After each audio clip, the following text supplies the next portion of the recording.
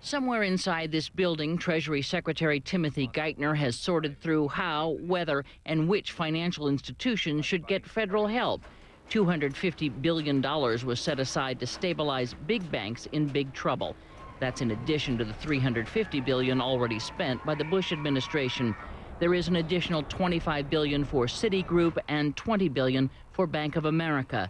Stable banks lend money, which, as the president noted to the New York Times, is the point. Our commitment is to make sure that any actions we take maintain stability in the system, begin to loosen up credit and lending once again so that businesses and consumers can borrow. The choices for the administration include giving financial institutions short-term loans with interest, purchasing more bank stocks, or, as Geithner has already outlined, a public-private plan to buy up bad assets. Senator Richard Shelby, the top-ranking Republican on the Banking Committee, says there's another option: let the banks fail. But some of our big banks are zombie banks. Some of our banks basically are walking dead. The market believes some of them have basically already failed or failing.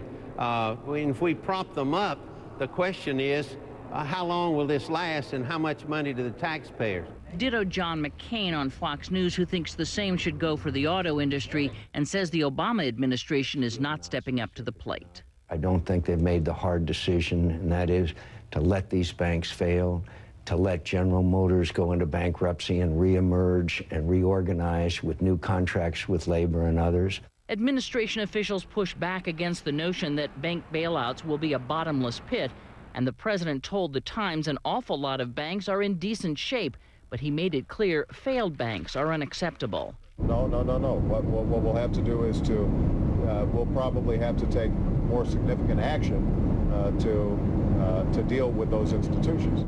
Administration aides say financial institutions like Citibank and Bank of America are simply too big to fail. Said one aide, it would send shockwaves through the entire system. Shelby argues if you take a look at the market, you understand the shockwaves are already there, and he recalls testimony by former Fed Chief Paul Volcker, who said some banks are not only too big to fail, some are too big to exist. Lou? It's amazing to hear both McCain and Shelby on the same day talk about banks failing. Citigroup at stock today closing at $1.05. That is just 5 or 6 cents north of failing. Where is this headed?